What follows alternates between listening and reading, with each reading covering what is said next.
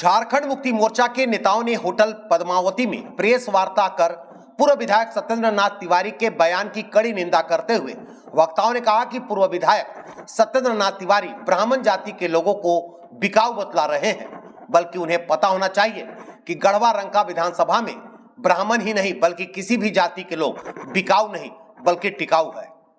पूर्व विधायक सत्येंद्र नाथ तिवारी को इस भ्रम से बाहर आनी चाहिए कि ब्राह्मण जाति के लोग उनका गुलाम है और वह दूसरे नेता के समर्थन नहीं देंगे। जब 2009 में जनता ने उन्हें मौका दिया था, तब से लेकर अपने 10 साल के कार्यकाल में पूर्व विधायक सत्येंद्र नाथ तिवारी अपने चंद ठेकेदारों को छोड़कर किसी भी गरीब ब्राह्मण को कोई सहयोग नहीं किया। जाति के नाम पर अपने समाज के लोगों को सिर्फ ठगने का काम किया है। सिर्फ ब्राह्मण ही नहीं बल्कि पूर्व विधायक सत्येंद्र नाथ तिवारी ने सभी समाज के लोगों को ठगने और बेवकूफ बनाने का काम किया। उन्हें भ्रम है कि ब्राह्मण जाति के लोग मजबूरी में उन्हीं को वोट करेंगे, परंतु 2019 के विधानसभा चुनाव में जनता ने उन्हें आईना दिखा दिया है। जहां उनका घर है उसके आसपास के पंचायत के गरीब जनता को वो अपना बनिहार समझते हैं। विधायक रहते हुए भी वह अपने ही समाज के लोगों को गाली गलौज करने का काम करते थे। अगर इस बात में सच्चाई नहीं है तो पूर्व विधायक गढ़देवी मंदिर में मां गढ़देवी को साक्षी मानकर यह बात बोल दे कि वह अपने समाज के लोगों को गाली गलौज नहीं कर। ब्राह्मणों के खिलाफ वक्तव्य देना पूर्व विधायक सत्येंद्र नाथ तिवारी अपने आला कमान से सीखे हैं। पूर्व मुख्यमंत्री रघुवर दास गढ़वा में आकर ब्राह्मण समाज के लिए बेटी रोटी जैसे शब्दों का प्रयोग किया था, तब वह मंच पर ही विराजमान थे। समाज के लोग इनका साथ छोड़ रहे हैं, इसलिए वह बिलबिला कर ऐसा बयान दे रहे हैं। ऐसे मानसिकता के लोगों को अगर किसी पार्टी ने प्रत्याशी भी बनाया तो जनता विरोध करेगी।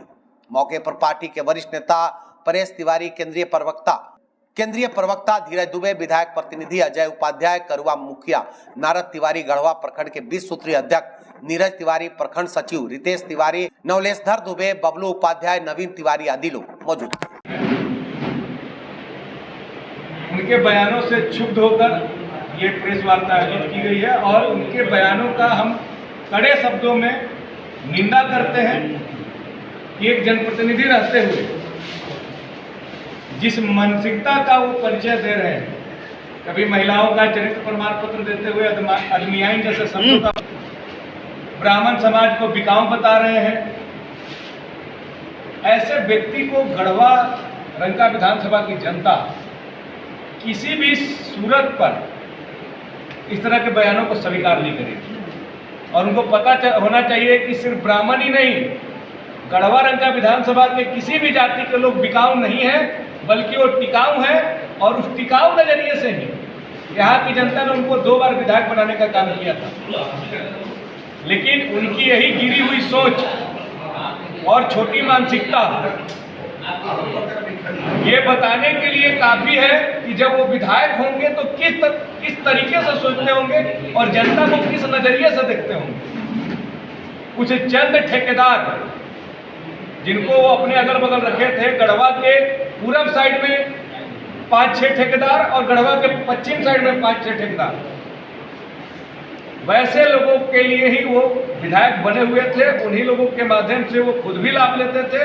यही कारण है कि विधायक कोटा का एक भी काम धरातल पर नहीं दिखता, बल्कि चेक स्लिप के माध्यम से वो डकार गए।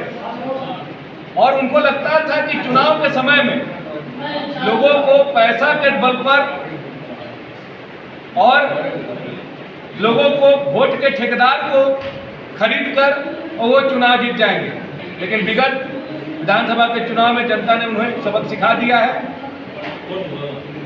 और जिस समाज को, जिस बुद्धिजीवी वर्ग को जो व्यवहार पे, जो काम पे, जो चरित्र पे वोट करने का काम करते हैं उसको बिकाऊ बता रहे हैं।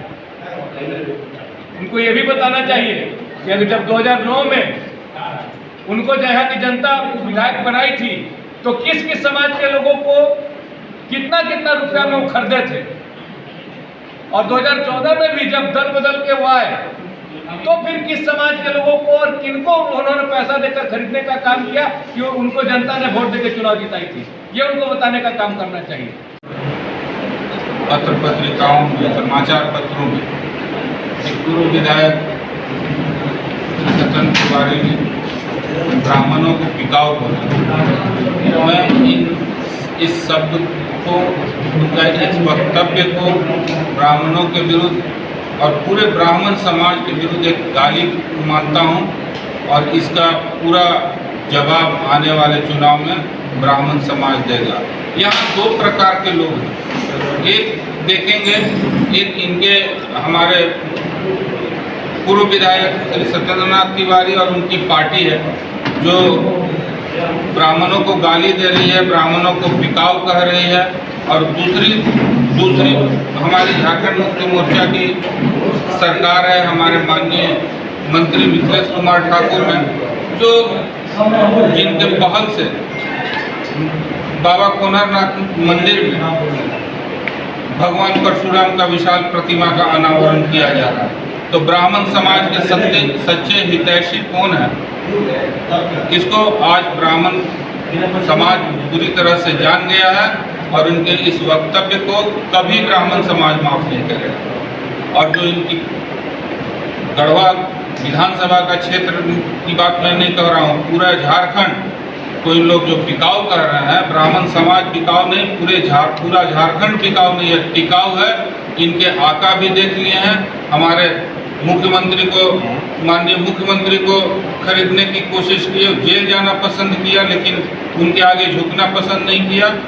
वही स्थिति गढ़वा में होगी, वही ब्राह्मण समाज उसी तरह से इनको वोटों से जवाब देगा।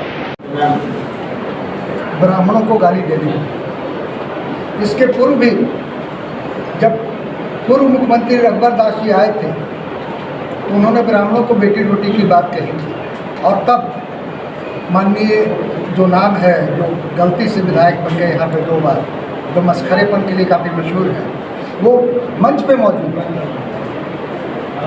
और ब्राह्मणों को गाली देना इनकी पुरानी फितरत है। ऐसा नहीं है कि आज गाली दे रहे हैं, जो भी उनके विरोध में बोलता है उसको वो गाली देते हैं। लेकिन सवाल यहाँ पर ये है कि जिस तरह से उन्होंने मेनू चार्ट बताया कि ब्राह्मणों का वोट 10,000, तो अन्य जातियों के वोट के बारे में क्या मेनू भी उनको बताना चाहिए?